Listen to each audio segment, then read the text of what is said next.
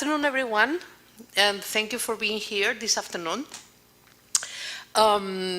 We are here in this round table, that is part of the Focus Academy course in the data analytics. And this is also a NEOlife event because the Focus Academy course is directly related to diversity and inclusion. So it makes all the sense that, this event open to the whole society is also considered a NEOlife event. And I'm just here to open in the round table and also to help later on a little bit. So I will just give the floor to my colleague here, Rosa Fernandez, who is gonna chair the round table. Thank you very much. Okay, thank you, Beatriz. Thank you so much. So that's everyone. So and very welcome to this round table titled Mapping the Path to Inclusion and Diversity, Official Data, NGOs and Academia. Well, first of all, I would like to thanks to, first of all, to NEOlife office and also to the Vice President office in general, for Internationalization office, just for the continued support to not only to the blended internship program, but also to this kind of event within the Focus Academy strategy. And also I would like to thanks to Ruiz, that is the coordinator, because he has been in charge of the organization of this round table. He has been very, very involved in that.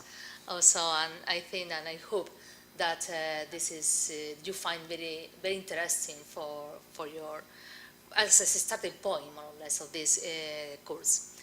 So, as I mentioned, I would like to say that this session is part of the broader blended internship program Data Analytics for Inclusion and Diversity initiative within the Focus Academy strategy and NEOlife events.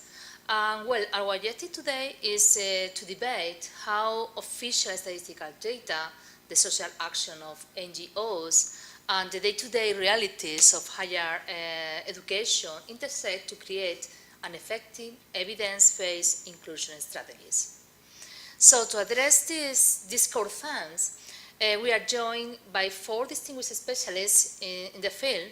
So first of all, I would like to introduce to Ms. Rosario González, who is the Deputy Assistant Director at the General Subdirectorate of Social Statistics in the Spanish National Institute. So welcome, Rosario. Welcome, thank you very much. Also, I would like to introduce to Ms. Sabina Lobato. She is the Director of Training, Employment, Operations and Studies at the Fundación 11 in Spain. So welcome, Sabina. Thank you very much. Thank you for the invitation. Pleasure. For accepting our participation.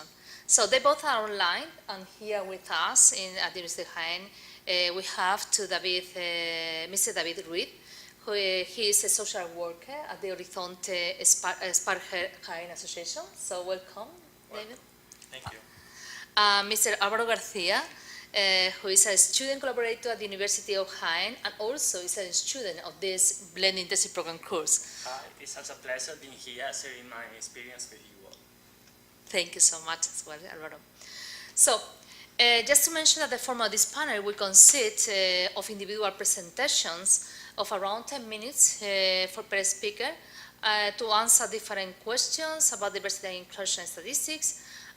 Following the presentation, we will open the floor to the audience for the mandatory academic debate and discussion. We hope that you are not very shy and you ask questions to our speakers. Well, just without further delay, we shall give the floor to our speakers. So, we will start with Ms. Rosario González, who from the institutional standpoint, she's going to address the question regarding about what are the current methodology challenges and approaches used in official statistics to analyze population diversity. So the first is yours, Rosario. Okay, thank you very much.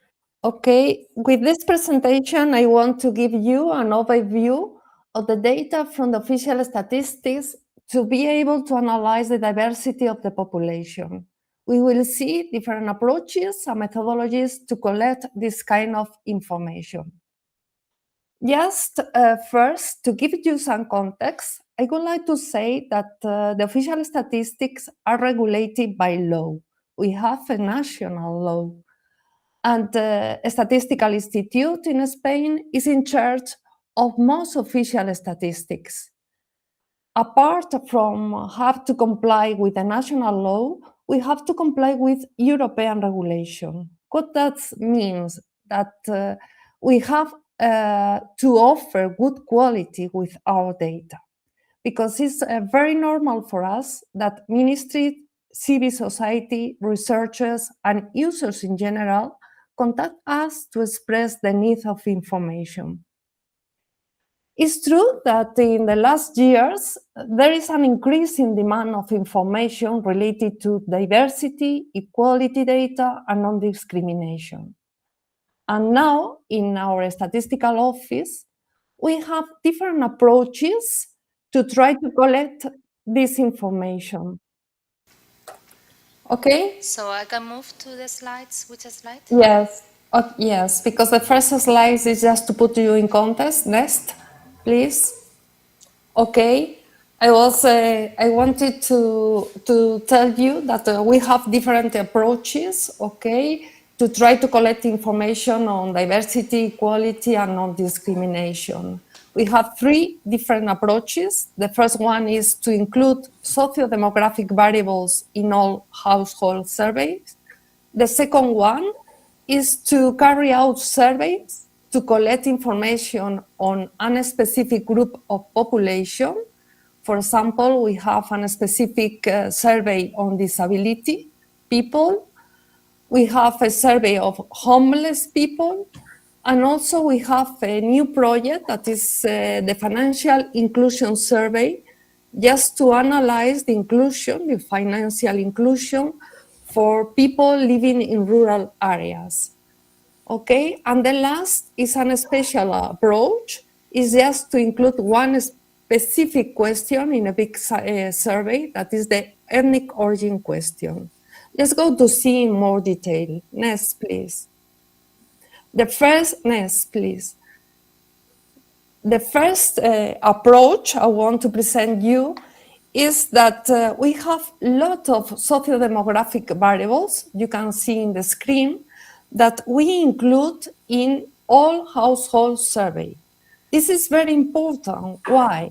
Because we can calculate the indicators from the survey, but we can disaggregate, taking into account all these socio-demographic variables, okay? Let's go to see examples. Next, please. Okay, for this occasion, I select 4 surveys. I want to present indicators from these surveys and to be how we can disaggregate to analyze the diversity of the population. Next, please. Okay, the first survey I want to introduce is the survey on income and living condition. If you know, this survey is really important. We have important indicators: average annual income, risk of poverty, material deprivation, risk of poverty and social exclusion. And also we have indicators that we can calculate with the annual modules, such as quality of life, access to services, and so on. Next, please. The idea of my examples is not to analyze the data. It's just to see how we can analyze the diversity of the population.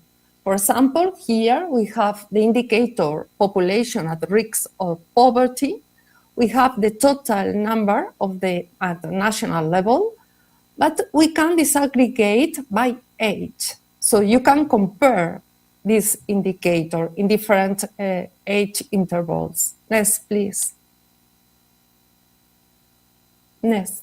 Okay. In this is the slide before, please. Sorry. In this example, you can see the same indicator, population at risk of poverty, but we can classify taking into account the regions. So you can compare the indicator taking into account different regions in Spain. Next, please. Okay, other important indicator in this survey is the household according to walking distance to a public green space. Okay, in this example, in this table, you can get the data disaggregated by the municipality size, taking into account the inhabitants in the municipality. Next, please.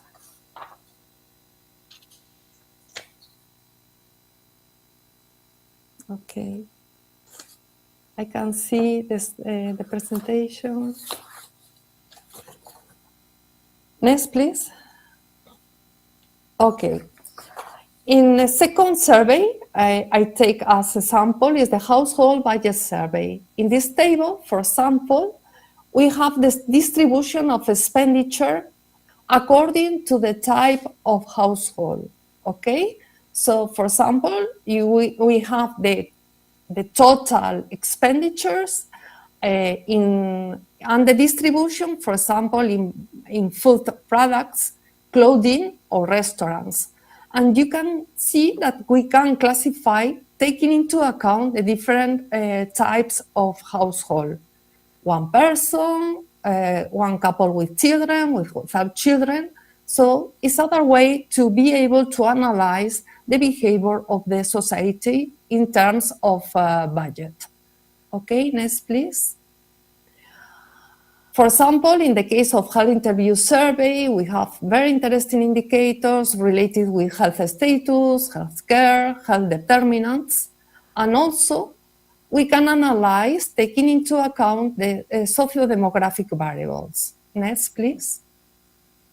For example, daily smokers, that is a very important indicator.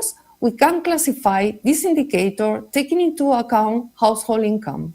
So you can compare the behavior again with one important indicator. Next, please.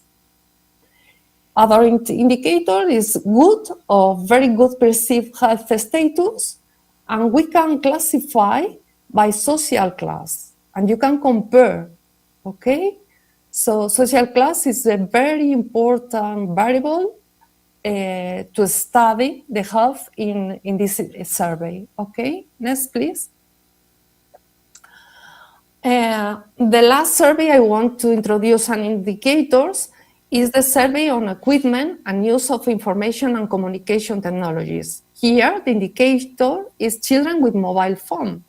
And you can see that we can offer indicator 8 by 8, from 10 to 15.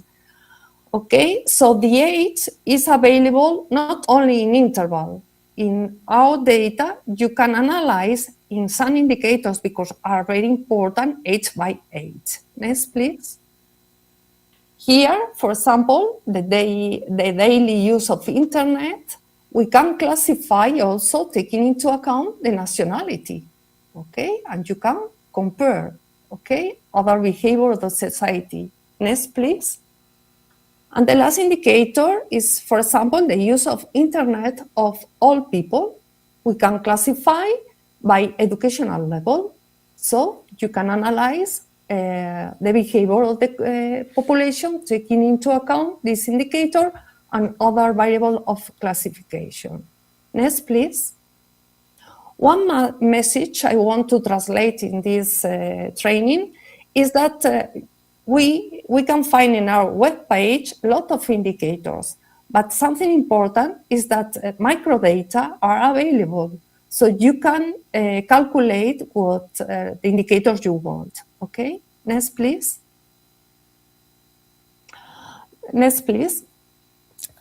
The second approach I want to present is that sometimes we carry out a specific survey to get information from a specific group of the population. One example is the disability survey that covers both household and institution. Next, please. We have a specific survey because we have a huge demand from the Convention of the Right of Persons with Disability, demand from the Agenda 2030, and also because civil society organizations need this information. Next, please. So in this case, we designed a specific questionnaire. We have a household questionnaire to collect information, so the demographic information from all members, and also to identify a person with disability. If we identify a person with disability, we carry out an individual questionnaire, disability questionnaire for people 6 and over years, or limitation questionnaire from children from 2 to 5.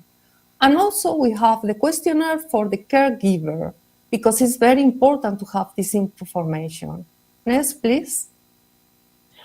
Information on disability is so important that it's also necessary to have indicators at city levels. In this case, we use a small area estimations to provide indicators on a small territory. Next, please. And the last approach I want to present is the case of the ethnic origin question. Next, please. Here we have the demand from the equality of the Ministry of Equality, the civil society. They needed information disaggregated by ethnic origin. So a high-level working group was set up to analyze how to cope with this issue. And the director of social statistics of the National Statistical Institute was invited to the debate. Next, please. They came to an agreement on the wording of the question that you can see on the right of the screen. And the National Statistical Institute decided to include this question in a big sample, the survey, the essential characteristic of population and household survey, because it's complementary to the census. The sample size is huge, and also with the content of the survey, we can get indicators, very interesting, disaggregated by ethnic origin. Next, please. And finally, to mention that at national level, we are analyzing in a working group the availability of equal data, non-discrimination in different domains, okay? So we try to explore what is happening at a national level. Next, please. And I can say that in terms of these domains, the National Statistical Institute have provided indicators related to sex, age, disability, now ethnic origin, but I have to recognize that we now don't have indicators related to gender, religion, or sexual orientation. So it's something that we have to improve. And that's all. Thank you very much. I'm sorry for the inconvenience. No, we are sorry for the inconvenience. Thank you so much, Ms. Rosario. So thank you very much for showing us how interesting is the governments to analyze population diversity in its policies. So we're interesting as well. So next we move to our second speaker, Ms. Sabina Lobato, to examine the application of data analytics within the social and labor sectors. Specifically, we are interested in the use of ODISMET, and ODISMET is an observatory on disability and the labor market launched by the Fundación 11. In this context, Ms. Sabina is going to talk about the most critical findings currently emerging from the observatory regarding the disability trends in today's labor market. So, you have the floor. Okay, thank you very much again for the invitation of the University of Jaén. Can you hear me well? Yes, okay. So it's a pleasure for me to be part of this discussion. I would like to start from a fundamental message to all of you, that it's that if we want to reach inclusion for persons with disabilities, we need to have reliable data. If we want to map the path to inclusion of persons with disabilities in all possible contexts and activities, we first need to understand where we stand. And that requires robust, comparable, and meaningful information. This idea is closely linked to a concept that I want you to make clear to you, that is the social model of disability, which understands disability not as an individual condition, but the result of the interaction between persons with impairments and the barriers they face in society. If disability is shaped by environmental and social factors, then measuring those factors becomes essential. In this context, I want to make a mention to the UN Convention on the Rights of Persons with Disabilities, adopted 20 years ago, and being Spain one of the first countries in signing this convention. And this convention is very clear. In the Article 31st, it explicitly calls to the states to collect appropriate information, including statistical and research data, to enable them to formulate and implement policies that give effect to the convention. In other words, data on disability is not just a technical issue or an aspiration of the collective movement of persons with disabilities. It is, in the case of Spain and all the countries that have signed the convention, a legal obligation and a matter of rights. Without data, inequalities will remain hidden. With data, and especially those data that can be disaggregated by different factors, we can identify gaps, monitor progress, and design more effective and precise policies for inclusion in education, employment, health, access to justice, culture, sports, and social participation. I will go to the case of ODISMET, but I want to make clear 3 key areas to shape this topic. That is one that you find out because of the speech from Rosario, that the importance of public statistics for social research. Official statistics are essential because they provide legitimacy, comparability, and continuity over time. They allow us to move beyond point in time and static evidence that could be gathered through specific research that in any case sometimes is needed, to a context of a structure integrated in mainstream statistics and continuity in time to understand structural barriers faced by persons with disabilities. But beyond this, official statistics must also be relevant. The European Statistics Code of Practice highlights this clearly in its Principle 11. This is a very like number for us. So this principle says that European statistics must meet the needs of users, and also authorities should have procedures to consult stakeholders, identifying emerging information needs and adapt their production accordingly.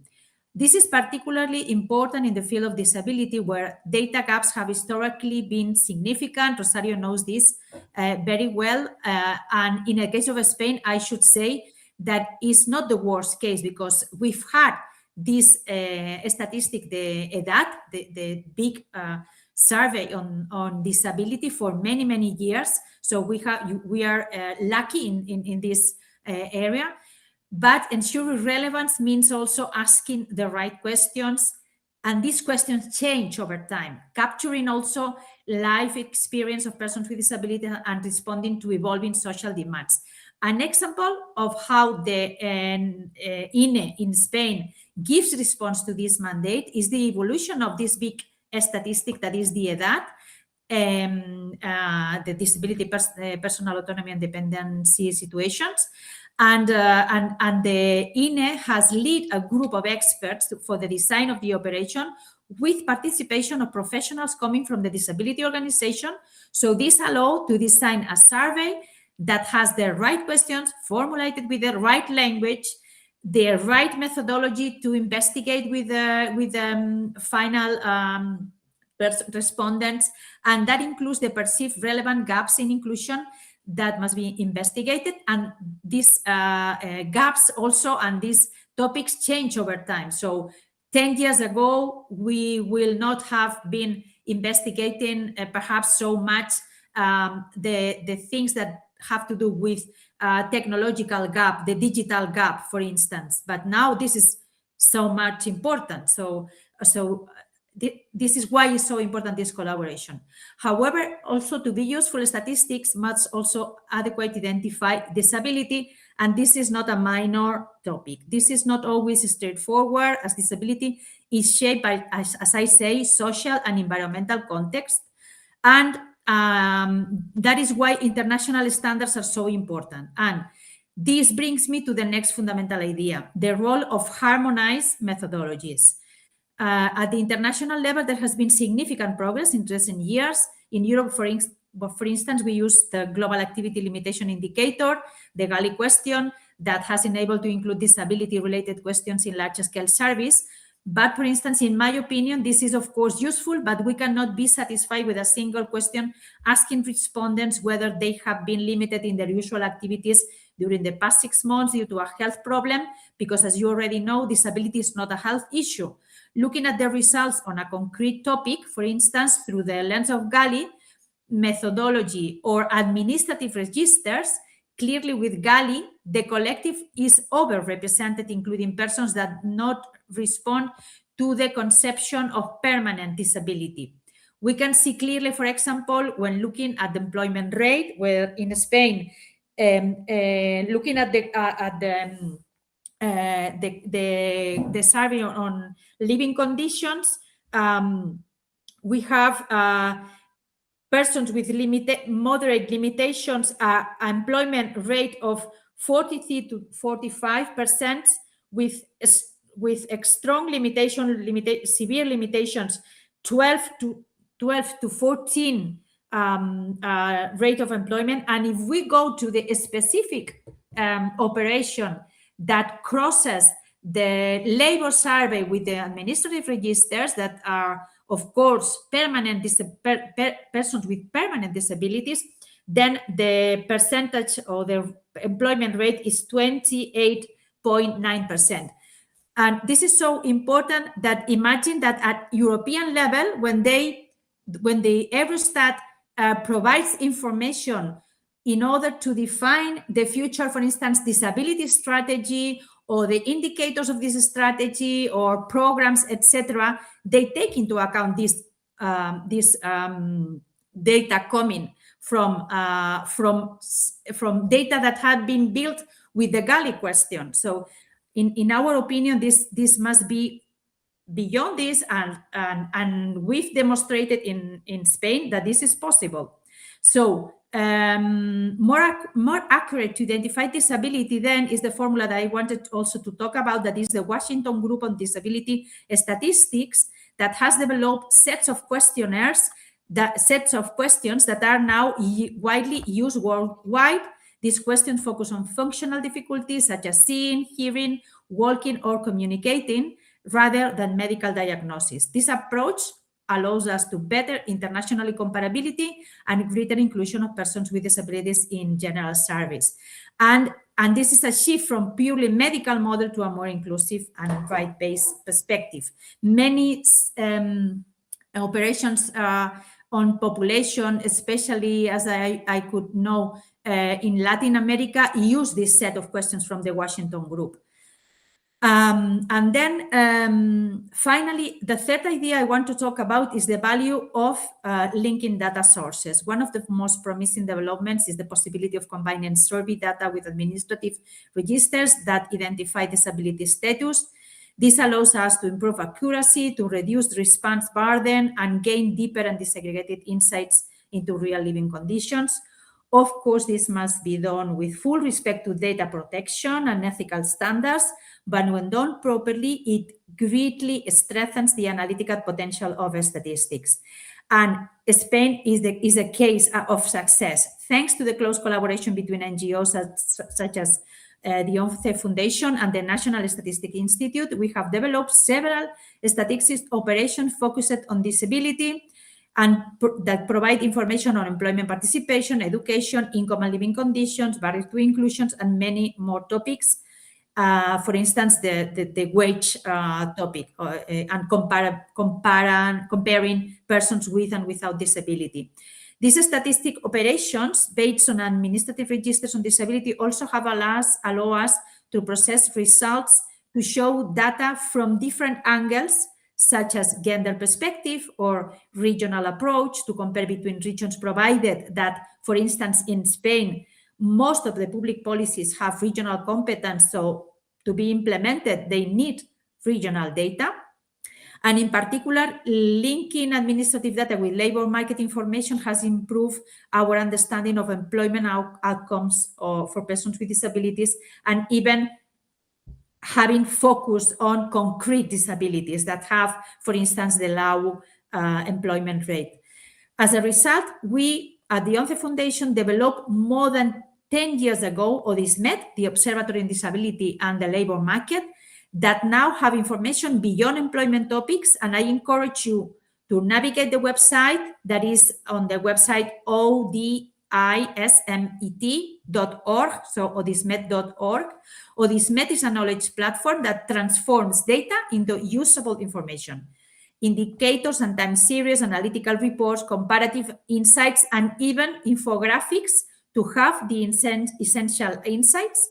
So this is useful. As you know, data and statistics is not the most sexy topic for general population. I find this everywhere. I suppose that Rosario also agrees with this. And importantly, it has recently expanded to provide information for the Ibero-American region, supporting policymakers, researchers, NGOs, and companies. So now you have all the possible public statistics available for persons with disabilities in all the Ibero-American region. And as a final reflection, I want to reinforce the message that if we truly want to advance in inclusion, participation, and to generate higher impact on disability gaps, we need stronger collaboration between official statistics, academia, and civil society.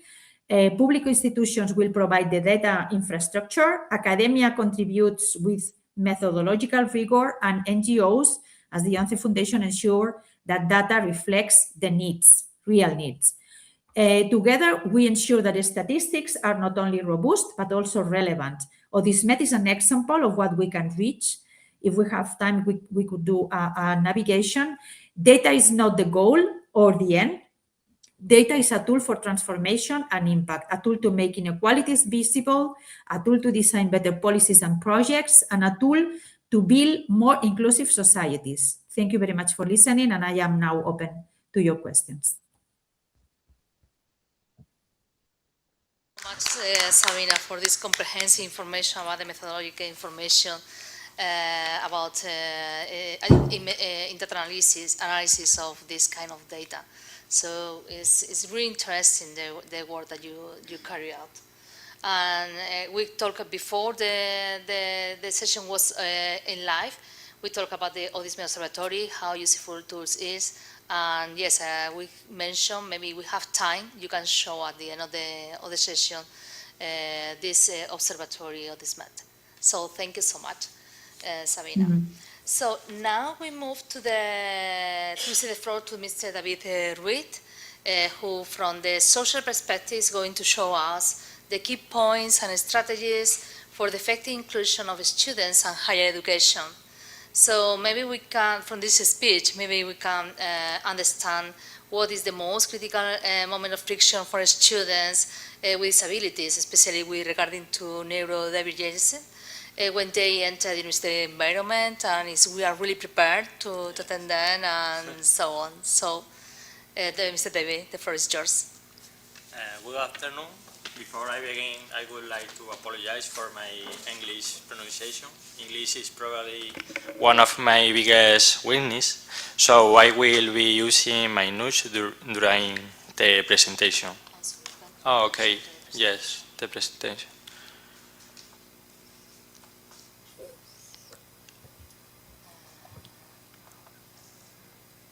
Toda la pantalla, sí.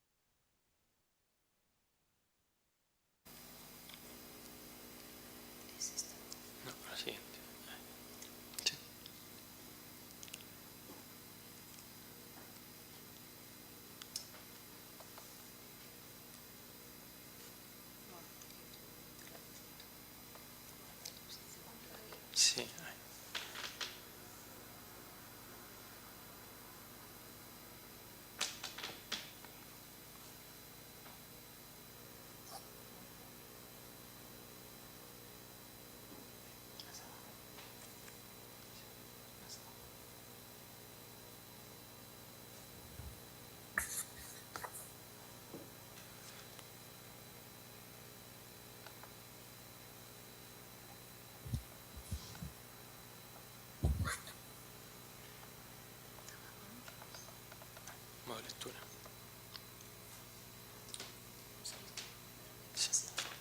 Okay, thank you.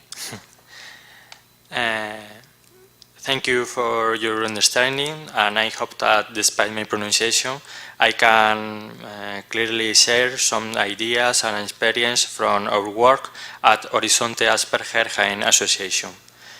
First of all, I would like to thank the organizers for inviting me to participate in this roundtable and for giving visibility to an issue that is increasingly important in higher education, the inclusion of neurodivergent students.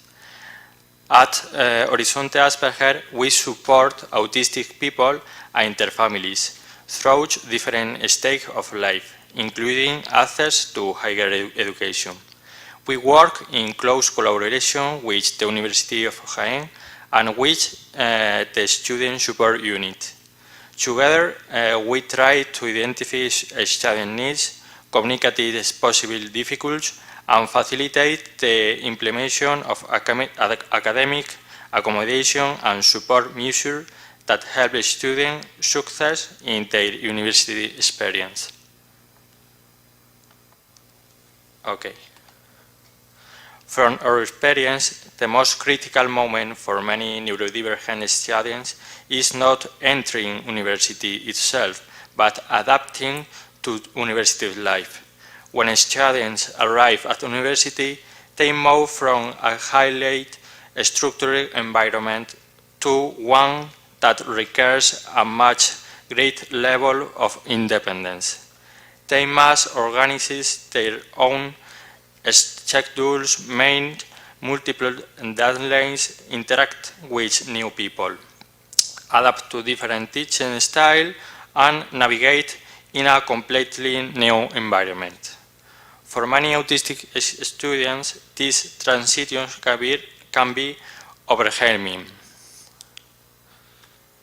University is not only an academic challenge, it is also a social challenge, an organizational challenge, and sometimes an emotional challenge for these people. Students often have to learn new routines, understand new procedures, find classrooms in unfamiliar buildings, communicate with teachers, participate in group activities, and manage situations that may be unpredictable. Many students are capable of achieving excellent academic results. The difficulties we observe are often not related to intellectual ability. Instead, they are related to communication, executive function, sensory sensitive, anxiety, social expectation, and adapting to challenge. I would also like to highlight something very important. The University of Jaén has always shown a strong commitment to inclusion.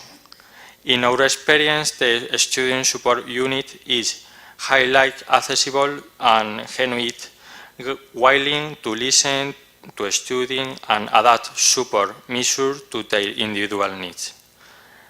There is a clear willingness to collaborate, and students have opportunities to communicate their concerns and request support whenever necessary. However, one of the challenges we frequently encounter is that students don't always ask for help when they need it. Something that don't want to feel different from their classmates, something they fear being stigmatized, something they are not fully aware of their own support needs, and in other cases, they simply don't know how to when to communicate these difficulties. As professionals, we often see students struggling for weeks or even months before they decide to ask for support. This means that in many situations the support system exists, but the students who could benefit from them aren't always accessing them.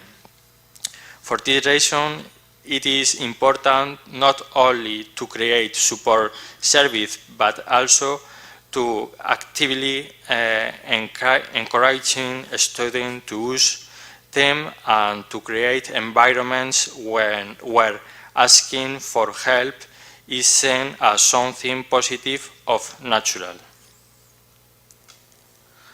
Another important issue concerns teaching methodologies and academic requirements.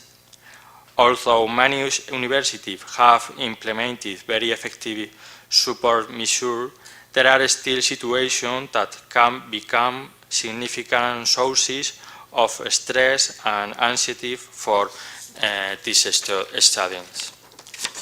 One common example is group work. Group projects require communication, negotiation, flexibility, time management, and social interaction. These are areas where some autistic students might experience additional difficulties. This doesn't mean that they cannot participate successfully. However, it may mean that they need clear instruction, more structured roles, or additional support during the process. Practical assessment can also present challenges if expectations are not clearly explained. Likewise, unexpected changes in schedule, last-minute modification, or teaching material provided without sufficient notice can create difficulties for students who rely on predictability and preparation. For many autistic students, anticipation is extremely important. When information is provided in advance, anxiety often decreases and participation is improved. When information arrives unexpectedly, the opposite may happen. Therefore, small adjustments can sometimes have a very significant impact on student well-being and academic performance. Another area where we believe progress can continue is the teacher training. Many teachers are highly communicate to supporting their students, but they may not always have the specific knowledge about neurodiversity.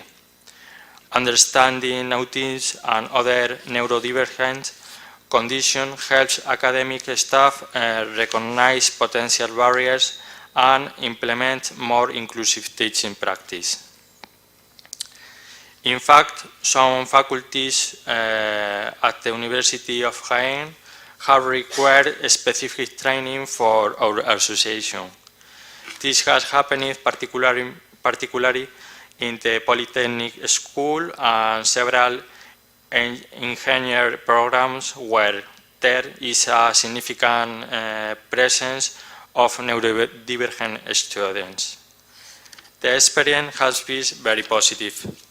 Many teachers have expressed appreciation for practical guidance or communication, classroom organization, assessment methods, and reasonable accommodation.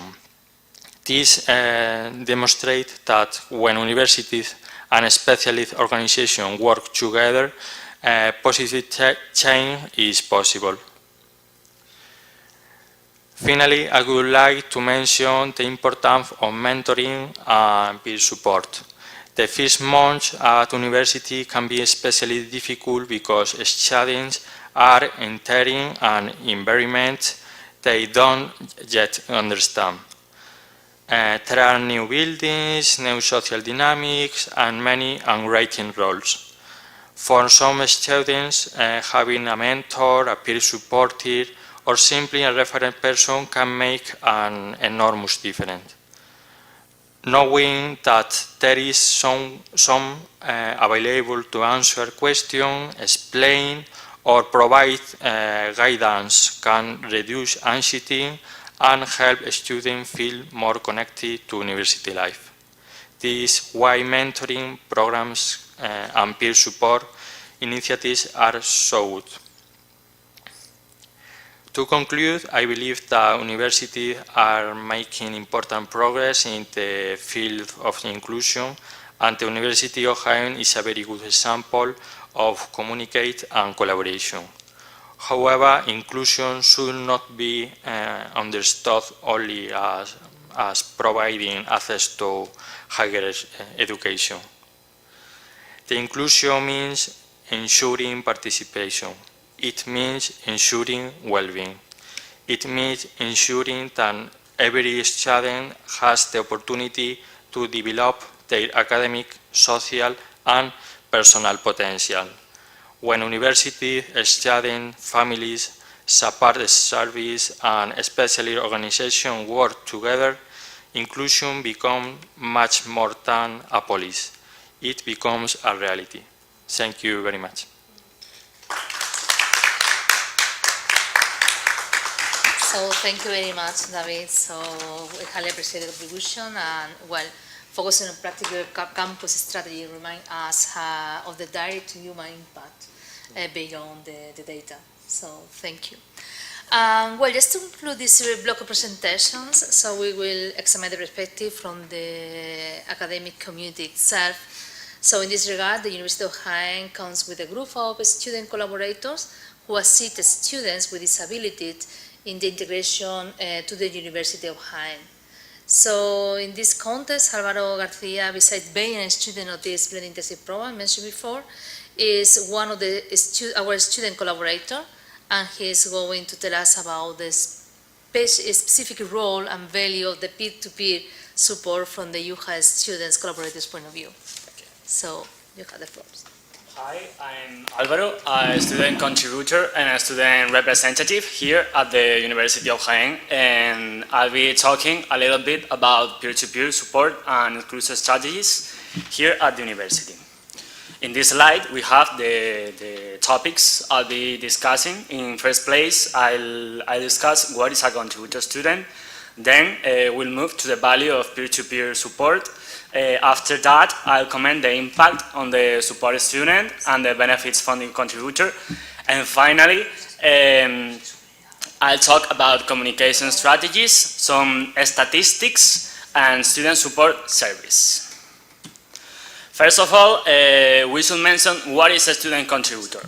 But first, I need to share with you a little bit my experience, because since I came here in 2022, I don't know exactly why, but I started being asked a lot of questions from my classmates about how to solve difficult problems, how to, if I could explain them some concepts, or even foreign people asking me about where was located their classmate, how to connect Wi-Fi, or things like that.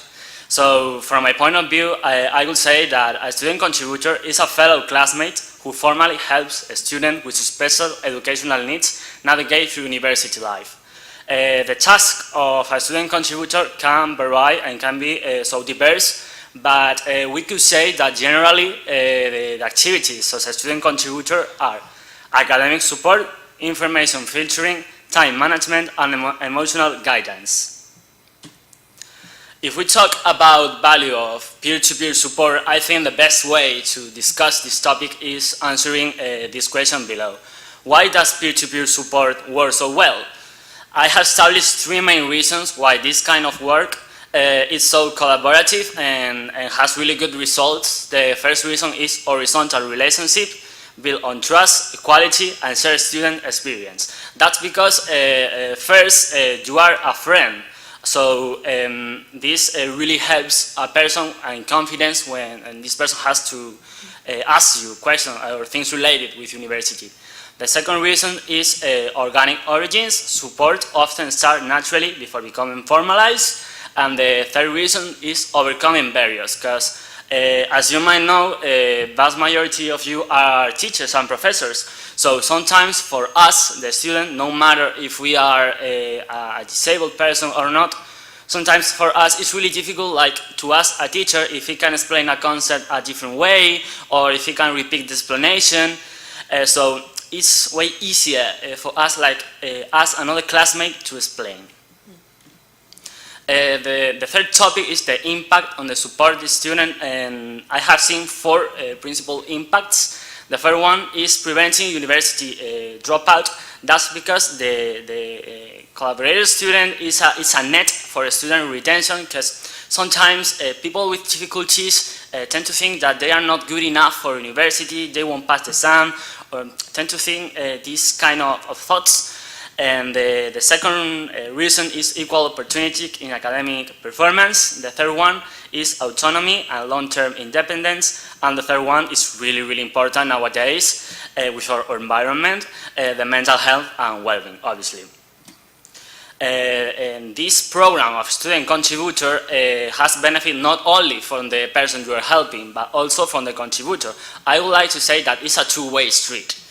And the first benefit that I have experienced is consolidating your knowledge, because before explaining a concept, you have to make sure you know it properly. The second one is soft skills development. As you might know, nowadays for selection processes for different companies, the soft skills are really, really important. And the third one is personal growth.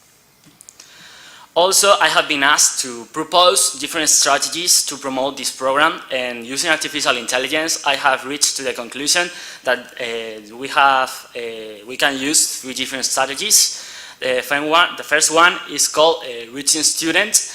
As you might know, I think you might agree with me, the students in the classroom, sometimes for us it's really difficult to read all the emails, all the newsletters. So I think use the student representative network is so effective to give some important messages to the classroom.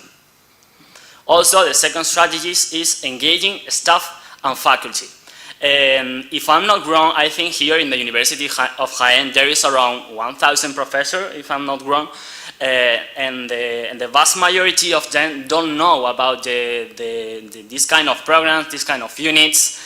And I think it's a good idea to the professor who are going to start working, or the first years of class, just to give them some information about this unit. And also the third strategy is informing the general public. We could say that that's what we are doing right now. So storytelling is a really good idea to solve this question. Also, Nuria gave me some important statistics. So I would like to pay attention to the first chart. In the role of University of Jaén, we could say that right now here in the college, there is about 16,000 students, and only 149 are students with any kind of disabilities. In the second chart, we have the same information, but classified by gender criteria.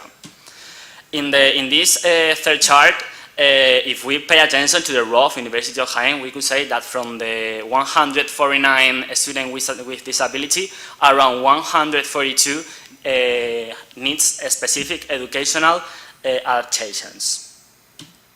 And also, to finish my presentation, I would like to give some credit to the Student Support Service, because this is the department or the unit, we could say, that manage all the student contributor program. If you have any problem, or you need any adaptation with your degree or something like that, you can text them by that email address, or you can go to the building that is the C2. Right now there is about 69 student contributors. Also, I put a QR code that explains all the work of this unit way better than me. So I think it's really interesting to take a look. And this is my final slide, so I really want to thank you. I really appreciate being here, sharing my experience with you. Thank you, Álvaro, for these brilliant presentations. So maybe we have at least some minutes just to questions. So, well, I open the floor to our audience, both present in this hall and also participating remotely. So, you do have any questions? Are there any questions to any of the speakers?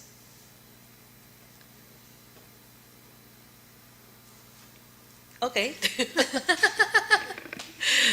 Yeah, if you don't mind. I was like, reflecting all this time that I was, listening to our speakers about different ways as well of how students need to communicate, their special needs, adaptations, to professors, for example. I have the experience in the United States and also compared to here and some of the university in Spain I've worked for, and they're so, different when you think about it. And I was wondering if you had I don't know, David, for example, any comment on that, meaning in this case, when I, for example, present, the first day, the course, there's always a slide saying special students with special needs, and what I give them is information of if there is any case of any student with any requirement, please, you do, you need to do this and this, with the office, and then the office sends the requirements, to the professor. In the United States, however, it's the student with their letter who comes to you after class, the first day of class, with the requirements, and they talk to you directly. So, do you think, that the way we do it here, is a good way, in the sense that, for example, the student doesn't need to come to you and explain what happens if they don't want to? Or do you think that would be positive? Yeah, you can do it in Spanish and I will try to translate. Nosotros aquí en la universidad siempre hemos tenido muy buena colaboración, con la unidad de atención al estudiante. Sí que es verdad que imagino que también depende del perfil de estudiante que nos encontremos, habrá mayor o menor dificultad para trasladar estas necesidades a lo que es la unidad, la propia unidad. En nuestro propio caso, en nuestra asociación, el perfil que tenemos es un perfil de personas con autismo, personas neurodivergentes. Esa dificultad social está presente, o es la necesidad o la dificultad que más evidencia tiene en esa condición, la dificultad para expresarse y para comunicarse con gente que no conoce.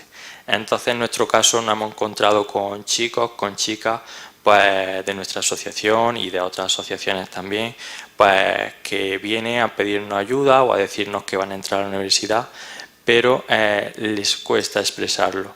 Y incluso nos han verbalizado que ellos prefieren no comunicarlo para no estar en esa situación, para no verse en la situación de comunicar a otra persona esas dificultades que ellos tienen.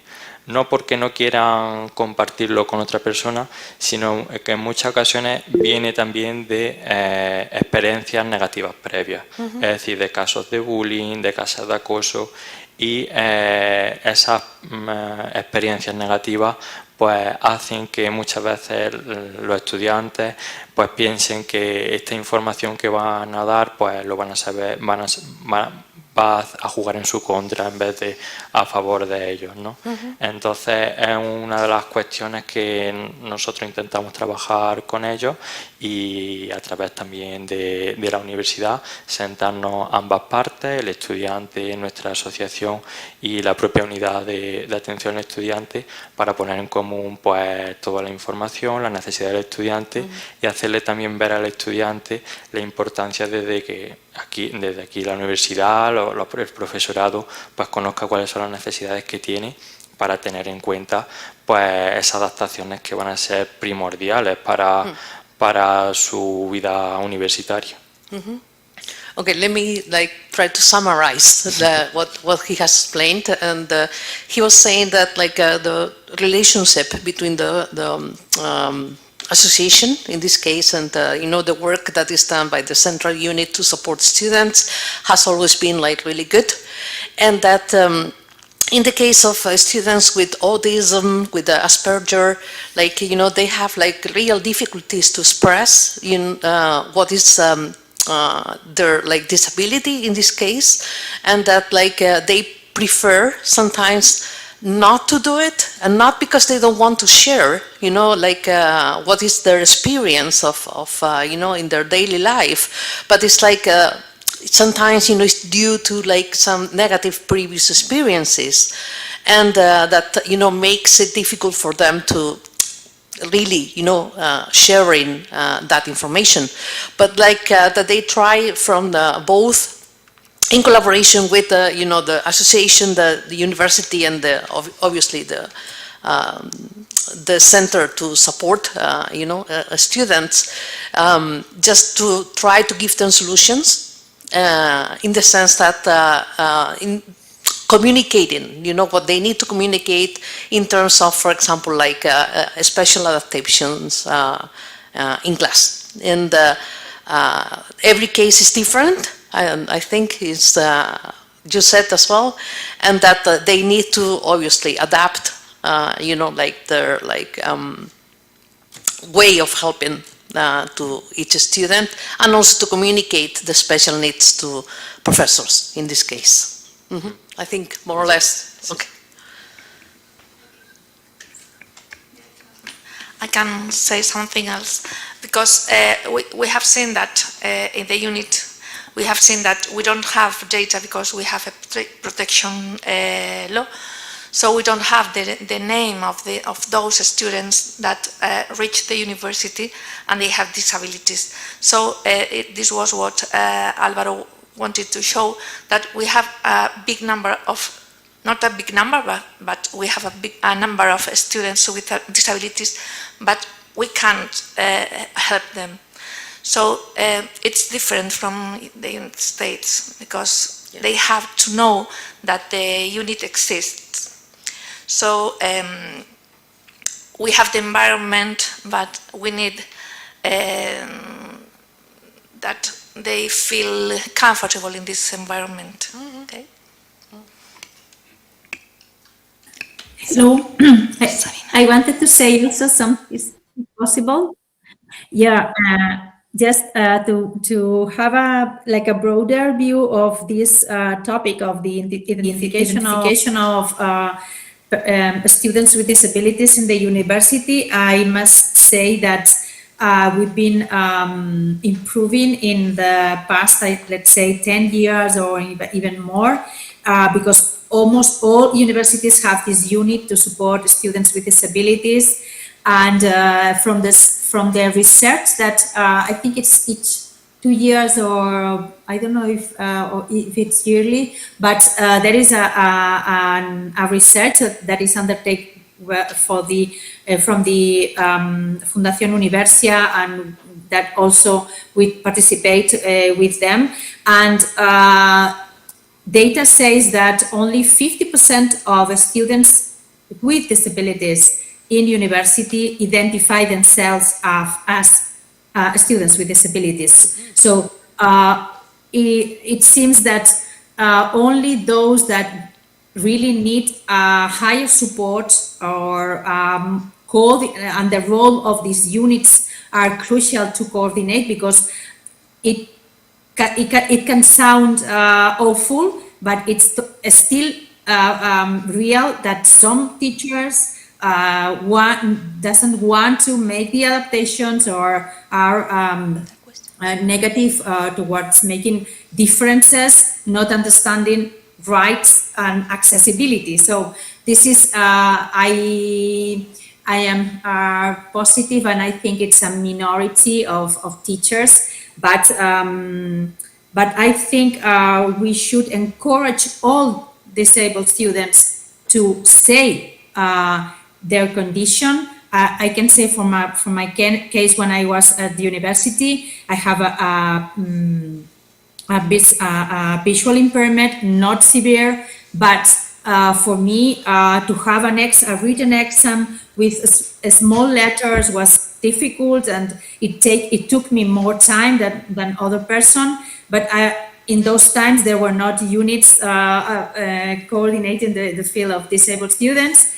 And in my case, I was used to these difficulties, and I didn't ask for help. So I encourage universities to make visible that these units and the university can help all students independently, that the need of support or adaptations could be lower or bigger. So just this.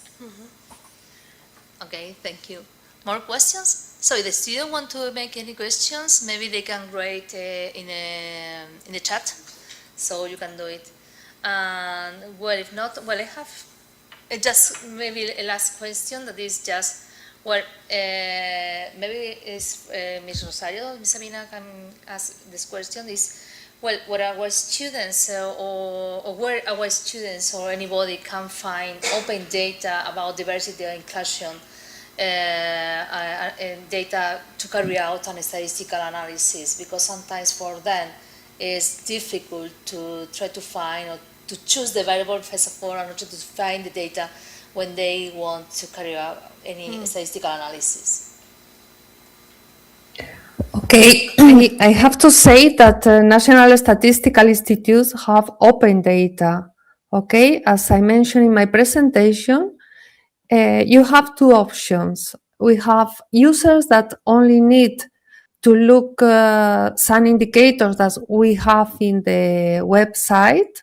Okay, we have a lot of information, but also it's possible to get the microdata, because we know that many students, many researchers need to calculate special indicators. So it's possible to get from our website anonymized microdata. I invite everybody to use the microdata. Okay, so thank you so much. May I ask of Rosario course. something? Rosario, I'm curious. I mean, I have nothing to do with the statistics. I'm not a figure lover or anything like that.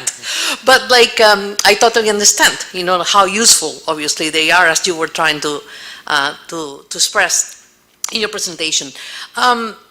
In NEOLEA, in this alliance of European universities, we have nine different universities with 9 different national legislations. And we see how, the European directives, obviously, then when they are implemented in different countries, they have to be, adapted to the national legislations. So I was wondering, when you speak with your colleagues, in Europe, and I guess that you guys, share good practices and all this, do you find, big differences in how, this work that the Institute, does is done, in other countries? I don't know if I explained, yeah? Yes, for any topic, we have an international group in Eurostat, and it's true that we share our way of working, and sometimes it's quite different. Okay, but with the European regulation, we include a minimum that all countries must comply. Okay. But it's true that the legislation is completely different. For example, related to microdata, for us, it's normal because the statistical office, we are producers of information. The information is not our information. It's to share with people that need this information.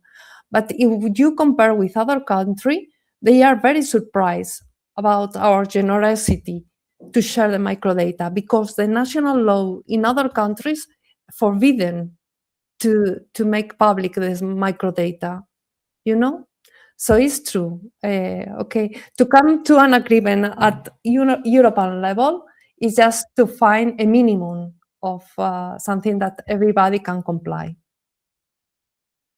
As well, Yeah, like yeah. that everything is very different, but like we have like that minimum.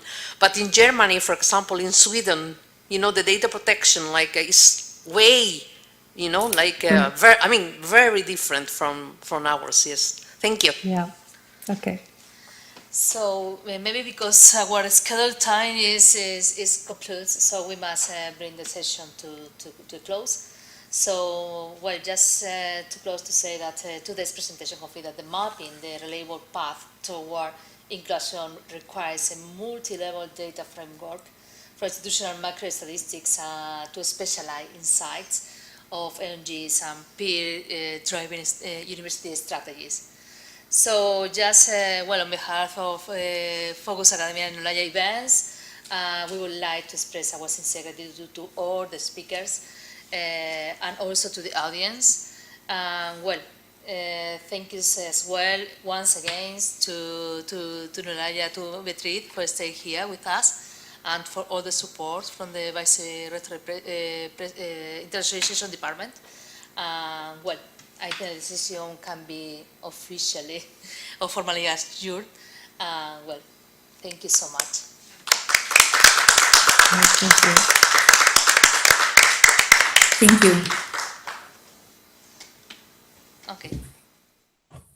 Bye-bye. Bye-bye. Okay, bye.